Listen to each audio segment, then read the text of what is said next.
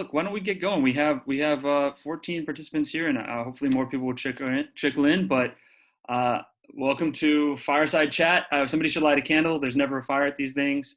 And I want to introduce my friend Abhay Agarwal.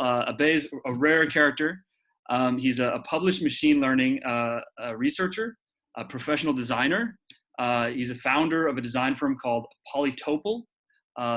And Polytopal, in its short life, about a year and a half, has worked with companies as diverse as Spotify, JP Morgan, Nestle, and Stanford University. And that's actually how Abhay and I met. Was when Abhay was at Stanford. Polytopal has built an AI-enabled experience, a range of experiences spanning industries, including financial services, consumer photography, education, and VR gaming. Abhay has lectured at the Stanford D School, where he most recently created and offered the course Designing Machine Learning. Finally, Abhay is author of Lingua Franca, a design language for AI, a handbook and manual for designing AI-enabled experiences. And that's available at linguafranca.polytopal.ai. I will add it to the chat box here. And thanks for the fire, Yad. Welcome, Abhay. If you guys want to unmute for a second and give a little round of applause, and then Abhay's gonna share a presentation with us.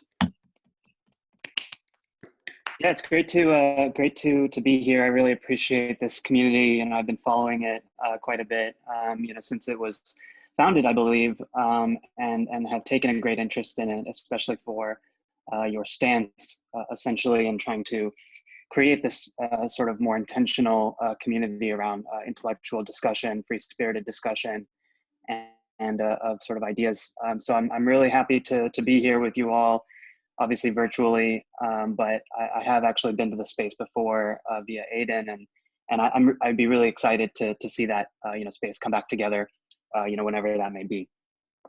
So this talk, I've sort of constructed it to be my own contribution to this community of South Park Commons, and my feeling of where I might be most able to contribute some thinking and potentially add a little bit of a wrench to how other people have been considering and thinking about their work in the future. So this talk is entitled "There's No Such Thing as Artificial General Intelligence and Why That Makes Me an Optimist." So it's a very lengthy talk, so I want to just get started here. But first, I want to provide a quick aside. I want to start by recognizing that we really are living in entirely unprecedented and deeply meaningful times in the world right now. Now, as the dust and ashes, both literally and figuratively, settle, we find ourselves, in my opinion at least, being pulled by two opposite or two opposing impulses. On one side, a fundamental and entirely human need for normalcy, for sameness, for continuation, and for meaning through familiarity. And on the other side, the reality that time is now essentially against us. As a biological species premised upon our humble relationship with a vast ecology, we naturally long for an eternal present. But instead, we are being, in some senses, dragged into the future by the relentless movement and motion of our environment. Within this contradiction, I think one thing seems clear and certain to me, and that is that each of our internal compasses needs to be reoriented and pointed away from where it might have been pointed to up to now. The individual desire for success, for fame, or profit seem all but obsolete. We are encountering not only ecological catastrophe, but also a regression of our political conscience, an overall deepening acceptance and an expectation that some people deserve to live in comfort and others in bare destitution. We are living through what I have begun to call the ego death of Western liberalism. And make no mistake that San Francisco is really at the center, the epicenter of this crisis in so many ways.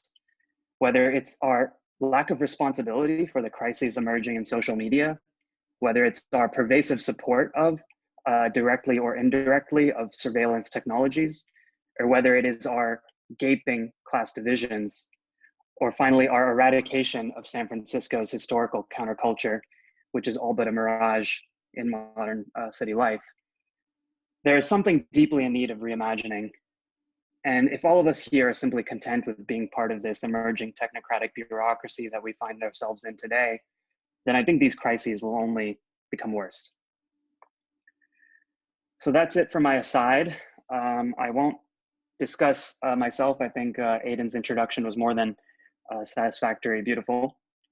I want to frame this talk itself as sort of a sequel to my talk that I gave at the Berkeley Center for Human Compatible AI in around July, which you should be able to find online at the link that I've given on the slides. In that talk, I sought to deconstruct the mathematical underpinnings of intelligence. And in fact, by taking even a simple formulation of intelligence, mathematically speaking, a matrix completion framework, I felt that I was capable of both encompassing almost every definition of intelligence that we have conceived of, at least in mathematical realms, and simultaneously showing that this was a completely insufficient standard for either practical or even theoretical purposes. It was my attempt at creating a reductio ad absurdum for the AI world. Ironically enough, it was a talk that I gave on the eve of a widely popularized AI technology that many of you are probably familiar with called GPT-3. Some would assume that this technology was a sort of repudiation of my thesis that intelligence is overrated and interaction is really the next frontier. But instead, I observed what occurred immediately afterward, the release of that technology, as proof essentially of my thesis. Because individuals started to leverage extreme creativity to create interfaces that could capture and shape that technology. And over the next several years, I believe that we will see various more streamlined AI systems that are smaller, faster, and critically dumber than GPT-3, while still capturing the essence of natural language generation. And those, I think, are going to actually be creating the massive change in the world that we assume is possible. Though it is still indeterminate in my mind whether it will benefit society. So moving away from current events, I want to be part of this fireside chat because I think there is a real value to deconstructing why we continue to believe in this strangely persistent myth of artificial general intelligence. Here, I'm showing a diagram by the famous futurist Ray Kurzweil, showing his vision for the progress of computing. Specifically, it points to a precise moment, so to speak, where computing will, quote unquote, surpass the brain power of human. In other words, artificial general intelligence. And for all of you who are new to this concept of AGI, this is pretty much what people tend to mean by it. It's some kind of system with superhuman or perhaps even human level brain power. And while many people would disagree about the particulars of this thing that we've begun to call AGI, society as a whole, I would say, is essentially in consensus that it will happen. I don't mean that everyone in the world is consciously thinking about and working towards AGI. Obviously, that's not true. But it is the same collective hallucination that assumes a GDP growth of 2 to 4% per year, like clockwork, ticking towards the asymptotic future that lives forever up and to the right. However, just to be clear, I'm not disagreeing with the notion of progress, growth, or increases in computing power, which are clearly identifiable from the world around us. I'm simply using this notion to identify how concrete our predictions of AGI have actually become. We are literally starting to plot AGI as an event. We are starting to forecast its prediction and even strategically place capital, formulate arbitrages, and rearrange assets, maximizing returns and creating our own speculative bubbles in the process. We can see this most acutely with the case of autonomous vehicles. This whole sort of process really reminds me of a fun anecdote from my days at UC Berkeley. There was a man named Joshua who would stand outside of Sproul Plaza every day with stacks of printed sheets, arguing that the end of days was 73 days away, then 72 the next day, then 71 the next day. Every day, a new printed sheet, ever more confidently arguing with force and numerology that the world would end on this specific date. And when that day came, he simply pushed the date out by another 200 some odd days and continued just as fervently. The question that I want to ask here is, how can we reframe our notion of intelligence? What would be the effect of such a reframe, and how much effort would it actually be to do so? And critically, what would a new vision of intelligence really be that we can even reframe to, let alone the old vision that we're even retreating away from? In my opinion, we must move towards a vision of intelligence that is more context-driven and systems-driven. In other words, the idea that you can make an entire system more intelligent without necessarily imbuing any one being or machine with human level faculties inside of it. And it is context driven, meaning that we should be focusing not on generality at all, but we should be striving to understand the particulars, the short and long-term effects, the second order effects, et cetera. But most importantly, I want to show you that reframing our aims for AGI would actually help us build better things, and perhaps even help us develop a vision of AI that is not dependent on the form of surveillance capitalism and behavioral manipulation that it currently is. So to the side here, I have a photograph of an art piece called Seek, developed by Nicholas Negroponte and his architecture machine group in 1970, which would later turn into the MIT Media Lab. This sort of hybrid assemblage, which you can see here, is comprised of a colony of gerbils inside of a glass cage topped with a robotic gantry that is constantly rearranging these blocks inside of the compound. The gerbils themselves live out their lives sort of oblivious to what's outside of them, knocking around those blocks. And in doing so, with the movement of the gantry and the gerbils, creating a sort of dialogue between the robot and the colony, which serves primarily, in my mind, to question quite elegantly that who or what in this assemblage is actually the architect of the system. And where, for the purposes of this conversation, where would the so-called intelligence of such a system even lie? So let's start by taking a philosophical approach to AGI, of course. It's always a great starting point. Now, what would it mean for something to actually possess, quote unquote, general intelligence at all? The first thing we could do, of course, is to assess this question for humans. It's our clear baseline and the best thing that we understand about intelligence. But already here, we seem to reach an obvious contradiction a priori. When does a human have general intelligence at all? And can we be said to possess general intelligence all of the time? Some of the time? When do we possess general intelligence? At what age do we start to possess general intelligence? And should we assume that most or all humans have general intelligence by default? Now, we've learned from developmental psychology that children are actually born with an extremely powerful computer inside of their brain that can do things like identify faces. So imagine right out of the gate, a 180-day-old organism emerging from a prenatal soup, being more intellectually powerful than even a modern supercomputer. But then also recognize that babies fail on several critical levels to perceive the world consistently and logically around them. Until around 18 months, developmental research has shown, babies don't even realize that when an object moves behind another object, that the first object doesn't simply disappear entirely from the world. It's a phenomenon that is referred to as object permanence, and babies lack it for almost the first 2 years of their life, which seems to add quite a layer of indirection to our notions of intelligence, showing that our basis for AGI has not really been thought out well. But let's say we're talking about grown adults. So let's say you and me, Aidan, we're talking about ourselves. But here we have to pause yet again to assess what we really mean by intelligence, and specifically in the context of human intuition. Now, I think we might all be familiar with the Kahneman and Tversky experiments that won them the Nobel Prize, that suggested in some sense that humans have a system 1 and a system 2 level of perception, where a great deal of cognition is actually missed by system 1, despite system 1 being faster and more responsible for more aspects of our lives, and certainly the things that keep us alive at any given moment.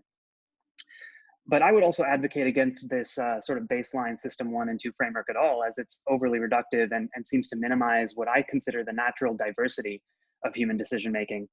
For example, in the image above, in crossing the street, different people have different approaches. And these different approaches are often mutually incompatible, which any couple arguing about how to cross the street would have to attest to.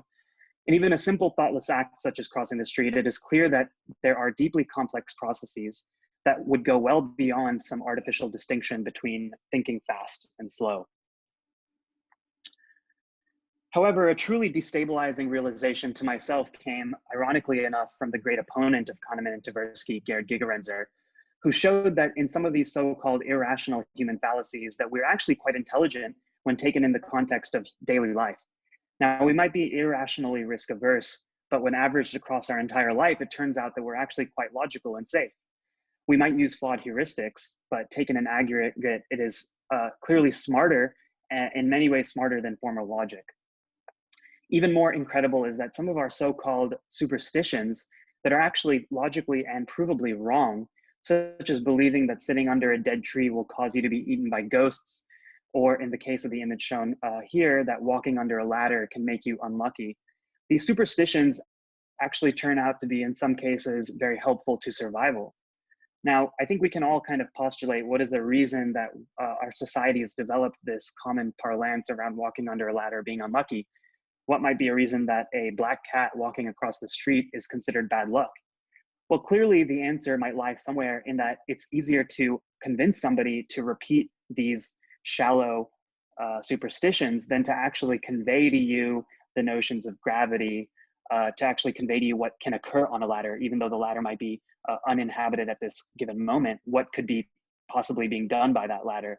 What heavy equipment or paint canisters might be carried up and down and land on your unsuspecting head?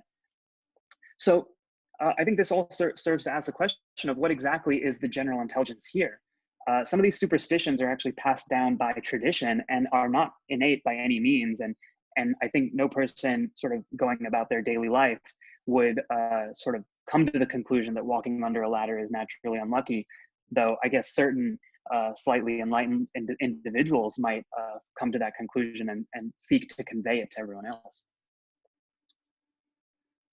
Now, another interesting realization actually comes from the realm of linguistics, and that is that intelligence is not simply expressed through language, but actually in many ways constructed by language. The Gugu Yamathir language that is possessed by the Aboriginals of Northern Australia, and a language that is now estimated to be spoken by a mere 1,400 people, all within a 50-kilometer radius, is a language that was famously documented by James Cook in the 1700s as not possessing egocentric directionality. In other words, left, right, forward, back, in front of and behind, but only cardinal directions. In other words, the people would only have terms for north, south, east, and west in relationship to any object at all. Now, these people would actually utterly fail at a number of our standard machine intelligence tasks, such as visual question answering, which you can see some of the examples below, where a sort of machine intelligence is forced to describe, in some cases egocentrically, the position of certain objects in an image.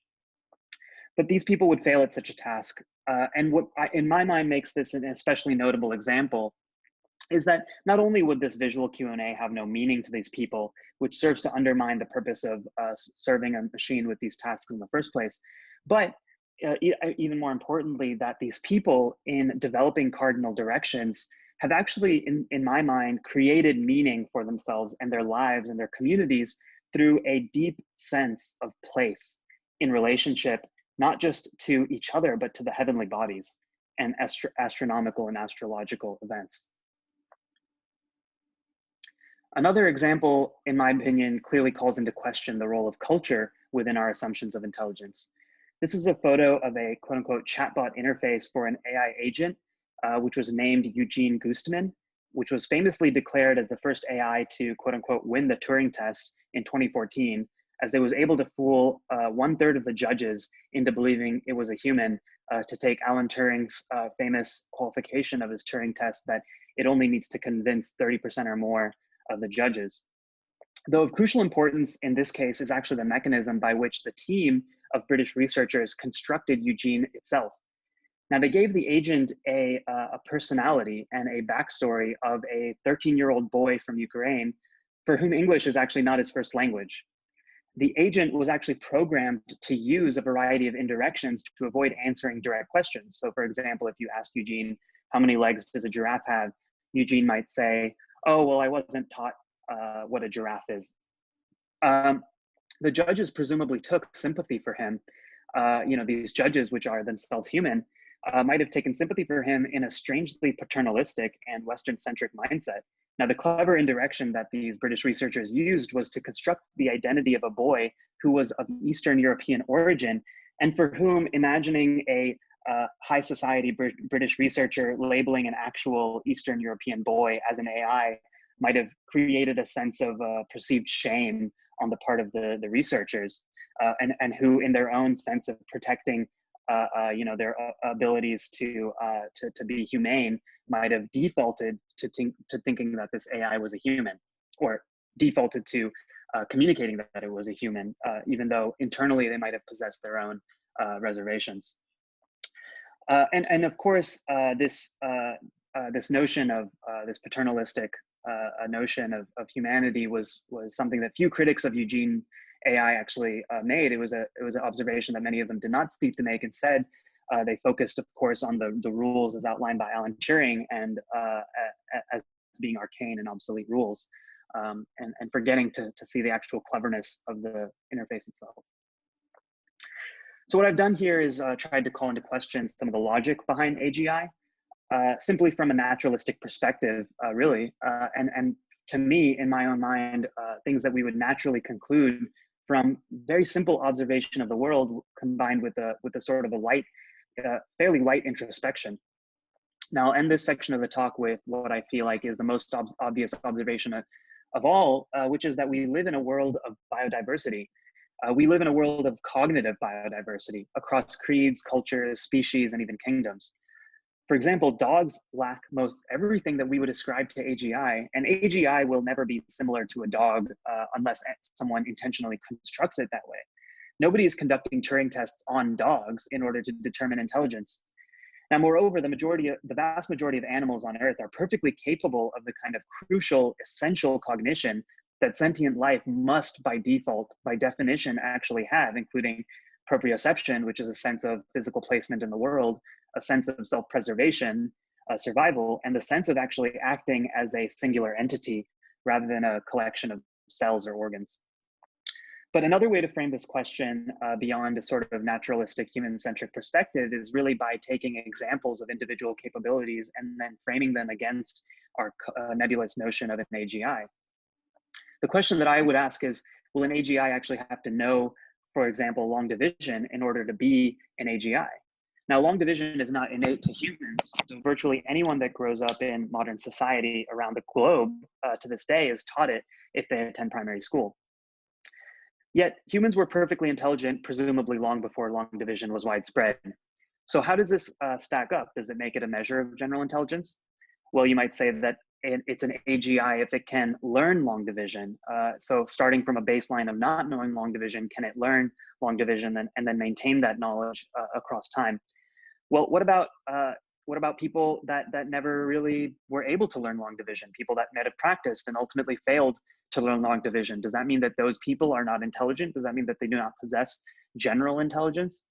And I really want to reinforce that this is not, in my mind, some kind of inane sort of gotcha exercise, but to me, it really hits at the core of the matter, which is that the vast majority of life forms on Earth, including humans taken across time, did not know long division. And therefore, what kind of parameters, what kind of ground rules are we setting for artificial general intelligence in the first place? If something that to any observer, if someone was not able to do that, was not considered intelligent in the colloquial sense, then what does that mean about the systems that we're building?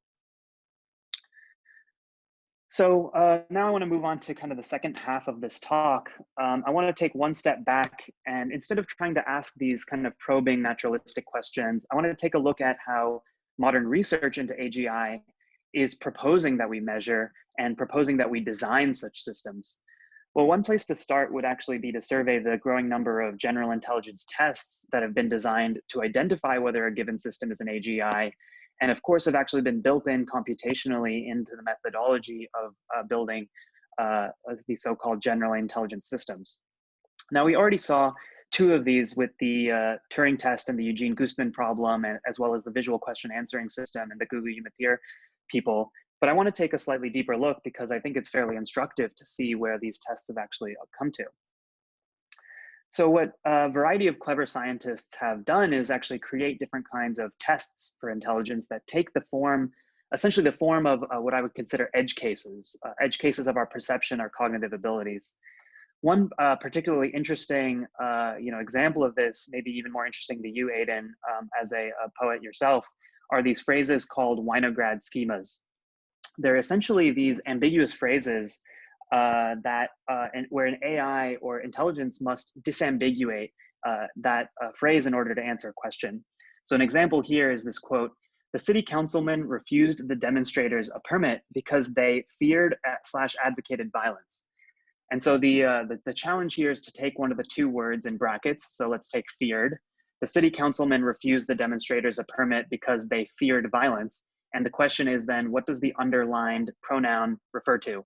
Which body does the underlined pronoun refer to? In the case of feared, the pronoun would refer to the city councilman because the logically entailed by fearing violence that the city councilman would be the ones to refuse the demonstrators a permit. However, if you take the word advocated, because they advocated violence, then clearly the entailment would be that the city councilman refused the demonstrators a permit because the demonstrators advocated violence.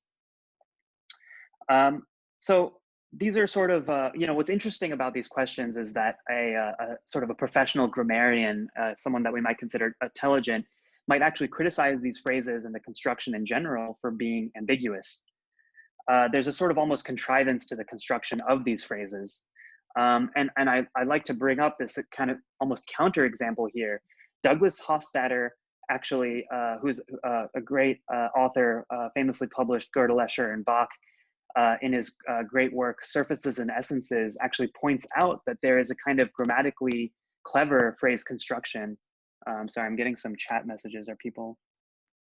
Yeah. Douglas Hofstadter has come up with these kind of grammatically clever phrase constructions called zeugmas that can actually cause people sometimes to laugh. So an example of this is, well, she drives me to work, but also crazy. It's kind of a dualistic use of the word drive, and then therefore using that in a sort of clever way has actually communicated in some senses a higher logic than just the truthness or falseness value of the sentence itself. In some cases, we might say that humor is actually a way to express a higher truth than truth itself. Another example of these so-called tests are Raven's progressive matrices, which are a test of essentially visual reasoning. Now, these tests come from a tradition of standardized testing, which I must add has a very dark history that is essentially caught up with racism and eugenics. We can all point to examples of cognitive ability given to, for example, Jews during World War II, or to this day, standardized testing such as SAT, which serves to entrench racial and socioeconomic divisions. Now, for more information about this kind of socioeconomic background to the academic intelligence industry, you can look up a term, the G factor, as well as Stephen Jay Gould's amazing critique in a book called The Mismeasure of Man. Now, what I find especially fascinating about these tests, for example, Raven's progressive matrix, is that people diagnosed with autism or Asperger's actually tend to score much better on these tests than so-called generally intelligent individuals. Now, barring whatever opinion that we might have of the moral bankruptcy of such diagnostics about people's intelligence or social capabilities, I think it really serves to make us wonder whether these are testing for something general at all, and what it means for an AI to actually be good at this, and when it should stop being good at this, when it should not be too good at such a test. And lastly, another set of tests called recognizing textual entailments, which are part of actually a meta test called GLUE, or its successor SuperGLUE, which, might I add, are extremely pervasive in the AI industry as a set of testing standards by which we actually compare the capabilities of AIs. This recognizing textual entailments really serves to test kind of the logical deduction capabilities. So you take these two sentences, I've never seen a hummingbird not flying, and then you take the second sentence, I've never seen a hummingbird, and you say, is sentence 2 logically entailed by sentence 1? And the answer is no. And then you flip it and you say, is sentence 1 logically entailed by sentence 2? And the answer is yes, because if you've never seen a hummingbird, then there's no possible way for you to have seen a hummingbird not flying. Now, the interesting thing about this RTE test is that the RTE test actually doesn't have a 100% success rate with humans. When humans are actually given this test of recognizing textual entailments, we average around 93% success. So the question really is whether human capability is even a standard worth matching or striving for. And if we simply match a human match an AI up to a human capability, we won't get to 100% success at this. We'll never achieve a sense of general intelligence that even these tests seek to promote. So we really have to start to ask ourselves whether any quantity of computing power, data, and money is even worth leveraging to develop these so-called AGIs. Lastly, I would say an interesting test that breaks this general paradigm is the Lovelace test, which is sort of an answer to a response to the Turing test named after Ada Lovelace, of course, the famously lesser known computing expert and pioneer of many of what we use every day. It's actually a test of machine creativity. Essentially, it takes the form of an essay writing challenge. Now, the formal success criterion of this challenge is whether a reader was, quote unquote, surprised by the reading, whether the reader finds it, quote unquote, novel. So the prompt here, for example, is tell a story in which a boy falls in love with a girl, aliens abduct the boy, and the girl saves the world with the help of a talking cat. Now, this is where I really feel like we can start to classify and we can start to taxonomize some of the powerful natural language processing technologies and engines that we are now familiar with, including GPT-3, BERT, and Roberta and its ilk. And it's not that these systems have general intelligence by any means. They are extremely capable of, for example, solving this prompt to great flair and finesse. They can make an infinite variety of stories that can follow this prompt and yet be both surprising and novel to almost anyone that can read it. And if it's not, then you can simply generate it again, and perhaps even just the ability to regenerate a new answer is in of itself surprising and novel. But it's not that these systems are in any way generally intelligent by any means. It's simply, or perhaps it's that they produce what I would consider interesting, coherent, and in some cases very surprising passages of text.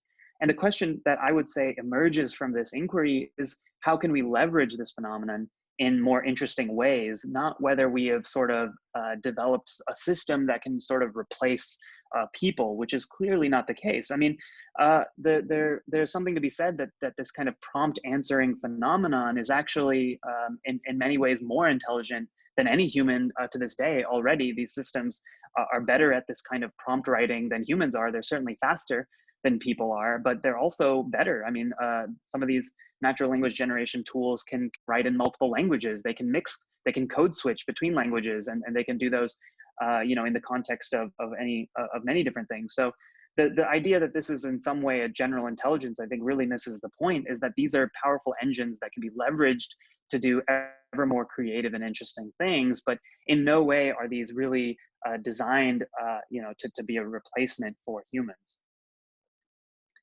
So kind of reaching the later end of my talk here, I want to sort of, add the common refrain that I think most of you might have, which is, so what? Now we know that, our notions of AGI can be loose and inconsistent, but I think many people would ask, who cares, as long as it can help us create progress? Well, for one, I would answer that this is not really how AGI is used by its proponents. I mean, I don't believe that people that believe in AGI think of it as akin to, an artful fiction or a subterfuge, to take Plato's terminology, a noble lie that is designed simply to create a shared goal for humanity, despite whether you can even really call it a true thing or a phenomenon. But some people might say, okay, well, maybe it's just something that's thrown around by industry mavens as a way to drum up support for their, kind of monopolistic technology ambitions and projects. But I would say, AGI seems to be a real and a completely tangible goal to those of the people that seem to be striving towards it. But I would personally argue that it's none of the above. It's neither a goalpost nor a Trojan horse. I would consider it more of a meme or an artifice or a chimera.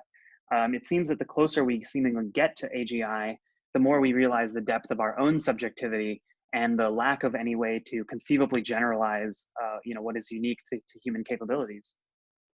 So I would end this talk with this, kind of summary of what exactly am I advocating here.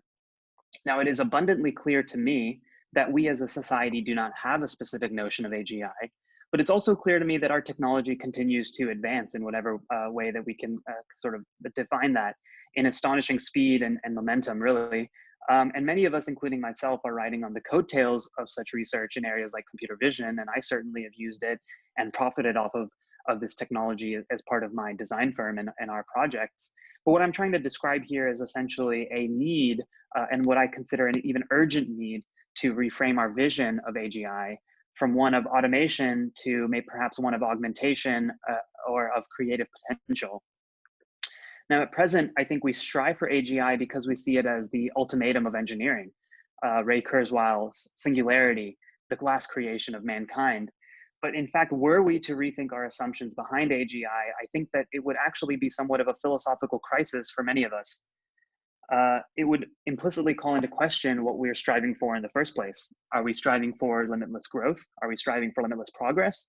To what end are we striving for that? AGI is clearly not the end of growth and progress that some of us might perceive it to be right now. But it also presents a distinctly philosophical crisis, a crisis where we want to create intelligence that in some ways have free will, i.e. tools of comprehension, decision-making, and so forth. But it also it would be a system that is completely at the control and the whims of its creator. Something that can programmatically achieve any goal, intended by its master. And of course, I think that question of free will, and autonomy is a digression that's worthy of its own talk. But instead, I'd like to propose that we should see AI as a kind of encapsulation of human knowledge. We should see it as a muse or a representation of the collective will, the collective creativity of humanity in its multifaceted glory. And as an exceptional, perhaps elegant way of encoding our ideas, our preferences, and even our subjective aesthetics in a way that can be made useful and that can be made accessible to people in a variety of new and creative ways. So with that, I will end my talk, and I'm happy to take some questions and commentary from you, Aidan, or from anyone, and I'll let Aidan, maybe you can describe how you want to do that. Sure. I'll just have a little bit of applause for you, Abhay. Thank you. For you, I hear a couple of smatterings of claps on the rounds of applause never really worked very well on Zoom because everybody's noise cancels each other. But thank you for that talk. Very interesting. I have some questions for you. Is that I was thinking about, I was doing a little bit of reading on this last night, challenges to the question of why general artificial intelligence will or will not be realized. And there's a philosopher, I don't know if you're familiar with Hubert Dreyfus, or no. Are you familiar? Dreyfus wrote a paper where he argued that computers have no body, no childhood, no cultural practice, and so that they can't acquire intelligence at all. It's one of those fundamental questions of, like, when you were alluding to long division, what is intelligence?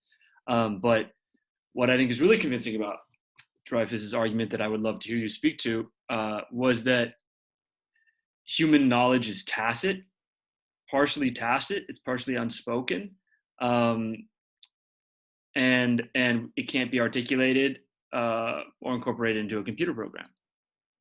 And it reminded me of Wittgenstein's principle, whereof we cannot speak, we must be silent. And I thought, well, actually, whereof humans cannot speak, machines must be silent in a way. I wonder if you could speak to that. Sure.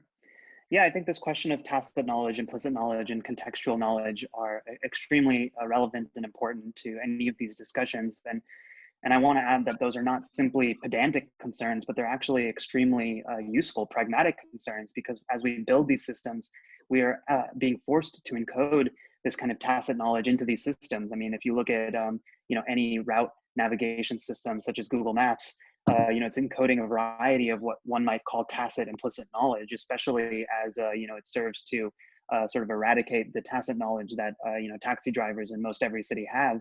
But these agents and these automated systems certainly possess some kind of implicit, not explicitly defined knowledge.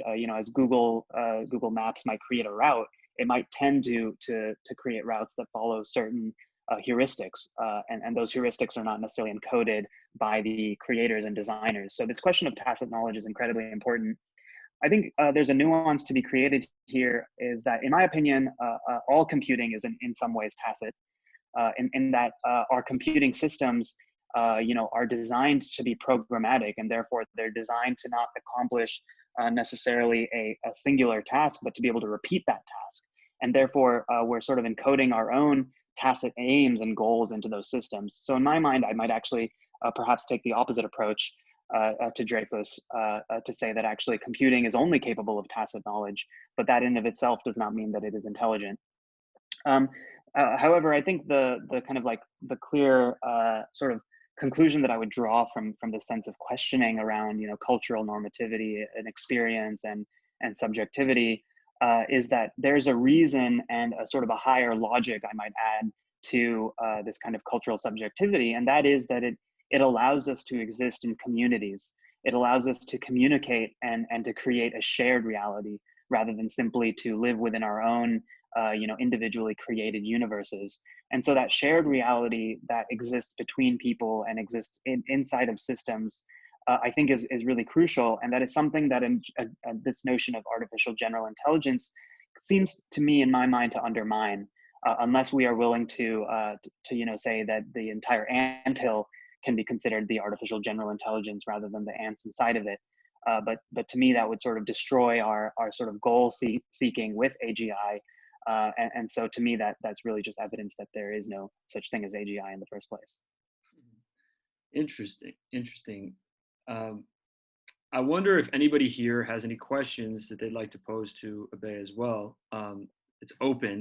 I think we're going to try to keep talking to the top of the hour, but feel free to chime in if somebody wants to share it on chat. Alternatively, they can type it out and I can read it.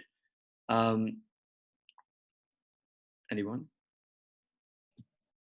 I think one of the things that is interesting to me about what people sort of seem to mean with artificial general intelligence, I mean, obviously it's all over the place. It's not really a coherent kind of concept, etc. I think a lot of the people that are trying to build it, one of the things that's sort of interesting is this, you know, notion that you could make something that did a better job along many of these axes that we're interested in, right? So whether it's predicting things in the future, understanding current systems, understanding other people's emotions, like whatever way you want to do it. It's not to say necessarily that, you know, people working on AGI are expecting this to like magically solve all problems or be intelligent in every way. In the same way that not everyone knows long division, right? It doesn't necessarily need to be that AGI knows how to be a master pianist. But if it was really good at predicting the stock market, you know, that might be kind of world changing on its own, right? So like even just getting much better at people at some of these things that we are only capable of doing right now, the computers are not really very capable of doing. I think that's kind of what people are going for. So, and yeah, Sure. so I recognize that. Intelligence, I guess, is kind of what people are going for. I'm not sure how you think about that.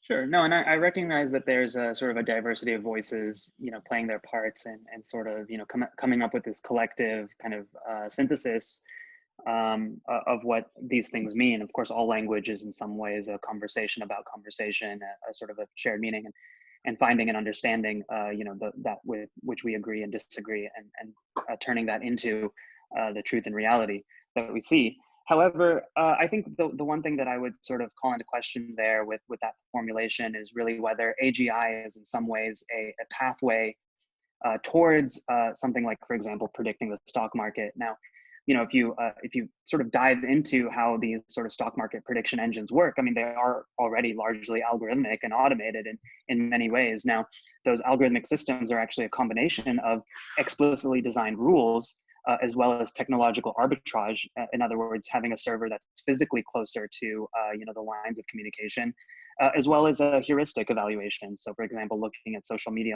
mentions and making automatic trades based on that, looking at Robinhood trades and using sort of like baseline prediction systems.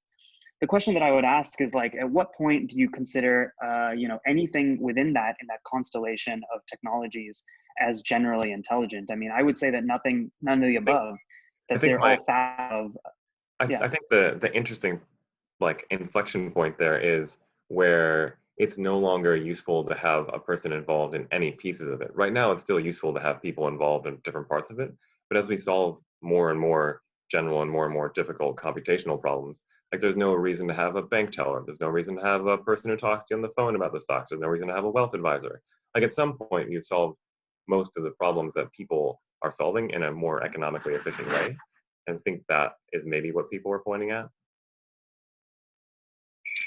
Sure, but that's more of a question about the future of society, of living in a world in which we're mediated in every way by machines. But that doesn't necessarily mean that we've created a so-called general intelligence. Now, we'll obviously create systems that in some ways can be conversant with people, that have long-term memory, that have stable notions, and perhaps follow knowledge graphs and other mechanisms through which it might seem that they hold persistent ideas, even aims and emotional characteristics. However, I would say that the world and the reality that you're projecting, the future in which we're mediated by a sort of digital interfaces, doesn't require in any way really a sort of general intelligence to speak of. And the last thing that I would say towards that is that while it might seem that we can begin to replace every element of our lives with machines and interfaces, I think what we're simply doing is we're seeing that a lot of these systems that we have become so familiar with, starting in the 20th century and especially in the middle of the 20th century, the 50s and 60s, the sort of explosion of a sort of service economy. I think we're seeing that transform. However, if anything of our digital services, those which are most popular, those which are potentially open right now on your browser as you watch this talk, such as Facebook, Twitter, TikTok, etc., might attest to, is that we clearly desire and we seek to see other humans through our digital interfaces. And then therefore the question to you would be whether you think that those crucial human connections are also going to become digital entirely. In other words, we don't need other human beings at all to live in a society with us. I mean, I think that's a question of value. Yeah, go ahead, Kanji. Hey, sorry, I wasn't on the call most of the time, but I heard Josh, my co-founder, and I was an early SPC member. I'm Kanjun, and I used to work in high frequency trading. Hey, I used to work in high frequency trading, and so I just wanted to contribute kind of an idea of what artificial general intelligence would look like in algorithmic trading. For me, I was building the algorithms, and I was trying to figure, like, in trading, you have to. It's not like you build an algorithm and it's done. You have to constantly improve it. The market changes, things change. I think to me, what a general intelligence would be is something that replaces me in my need to program algorithms to trade the stock market. So presumably, you could just release something that can automatically trade, that can self-improve in its ability to write algorithms to trade the stock market. Now, those algorithms may still be heuristics. That's fine. Like, maybe like a language model is actually not the best way to trade the stock market. That's totally fine. But I think that the true generality of a human is the fact that we are actually able to take something and to take a problem that has occurred in a system and to constantly work on solving new problems that occur. And that's not something that, when I'm programming a trading algorithm, obviously it cannot self-improve itself. It needs me to improve it. So what is an artificial general intelligence in stock trading? It is something that is a algorithmic trader, is a programmer, and can build an algorithm that just like makes money and just leave it alone. And it does all the self-improving stuff that I have to do every day. I just wanted to contribute that idea because I felt like it was not. Sure. Yeah. Sure. Yeah, I guess maybe it's my obligation to potentially respond, but of course, obviously, everyone's viewpoints are part of that conversation. I mean, I would basically, to sort of reiterate my own thesis there, I would consider that to be an expression of the sort of development of context, and the development of a context that potentially is designed into such a system. So, for example, a stock trading algorithm cannot make you breakfast, right? So, a stock trading algorithm cannot do long division necessarily. The systems really have to pick and choose, what is, serving to sort of optimize and to gain, within their particular context. And it is, of course, I think, incumbent on us to sort of see those systems within the sort of beauty of their own incapability, their own autism, so to speak, of these systems. That's something that is extremely powerful at high frequency trading, is not in some ways a quote unquote general intelligence, but is in a way its own sort of beautiful child of human imagination. And in that way, I think we can sort of reframe our conversation now.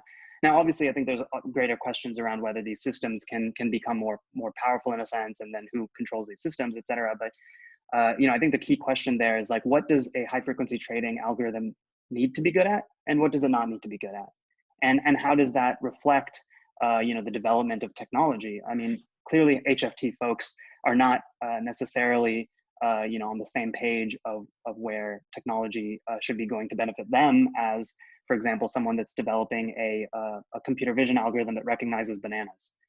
But recognizing a banana is something that every human pretty much can do.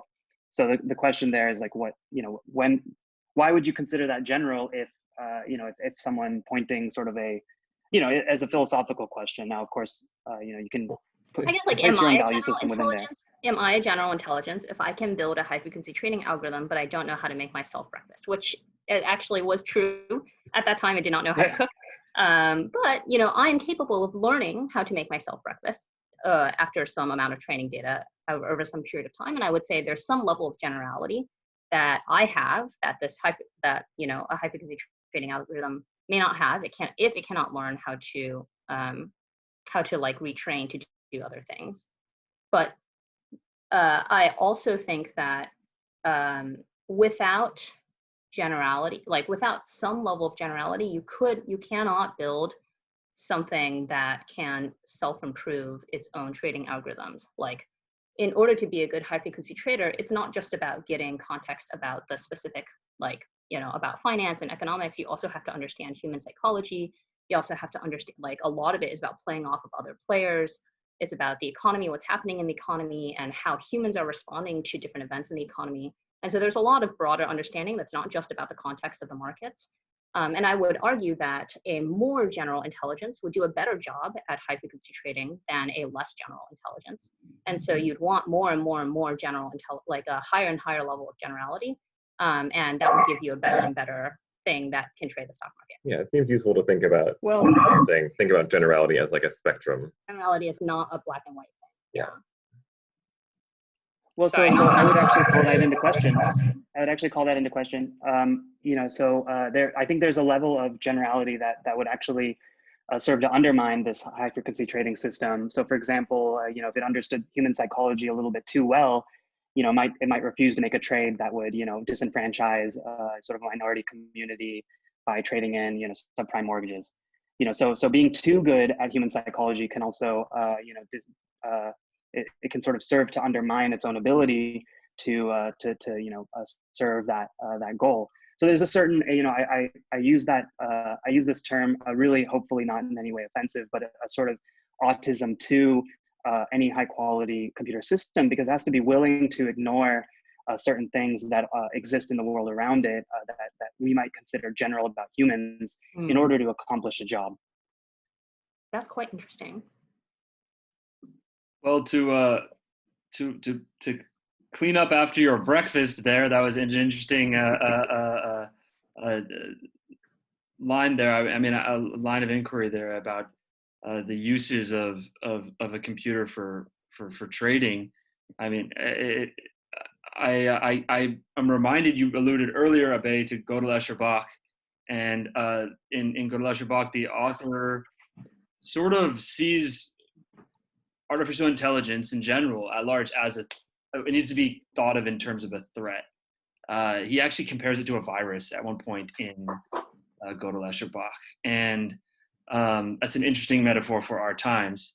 In the same way that DNA carries meaning that's interpreted by the cell to produce life, as in a virus, for instance, a computer program doesn't need like subjective experience to process information. But what you're suggesting is that, well, I wonder if you could just comment on that. I wonder how does that factor into how we create these models? Yeah. So I think what you're referring to is sort of an area that many folks have, I think, philosophized about, called seed AI, which is essentially this idea that a sort of like ratcheting system, the seed is essentially the key, crucial bit that can, self-perpetuate, that can, reify itself and therefore turn into, anything sort of uncertain and all-powerful in a way, omnipowerful. So that is certainly a theory that has been leveraged, I think over the last, 50 or so odd years as folks start to, really consider, the transition between science fiction and fact, and et cetera. But I think the question of the virus is a particularly poignant one, primarily because we sort of, in many ways, see viruses as of being beyond human comprehension. So, for example, the speed at which a meme travels, potentially a false meme, something that relays some kind of mistruth about the world, can spread faster than our ability to even comprehend it. Taking our system one intelligence to take Kahneman's logic to it. And I think that is, of course, certainly dangerous, that these technical systems can sort of reinforce our sort of like subconscious habits. But I think the bigger real question of that system, of this kind of virality of the system, is, how do we actually, as a social body, begin to manage our own worst impulses, of course, right? So how do you create sort of a social structure upon which those kind of viral ideas, trends, processes, can be managed, and of course that's something that I think we are fairly incapable at this point, admittedly, of really doing. But I think that is where some of the superstructures and really where some of the crucial work in reimagining the superstructures might, benefit us the most. And of course, those superstructures, in my opinion, would not be sort of general intelligences that can, parent us and prevent us from our worst impulses. But, unfortunately, it will have to be, some design of humanity itself.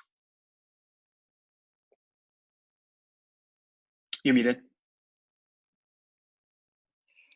I said that was interesting. Thanks for catching that. I just noticed we had a question too, from Eva Olson, that she put into the chat, a comment. She found it interesting that you questioned the tests we use for evaluating AI and what defines intelligence and why. And I think that gets to the essence of all that's been discussed. I wonder if there's any more questions in the community here. And if not, I would like to give Abhay the last word.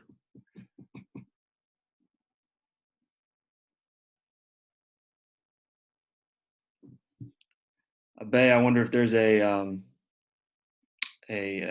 summing up, a final provocation or question that you would like us to carry out of this conversation. There is actually, and sort of by intent, I can happy to go to the first screen of the talk, but the subtitle of the talk was and why that makes me an optimist. And I did want to convey in some way why I feel that way, because optimism, to me, is really the only path forward, in creativity and human construction and social sort of creation.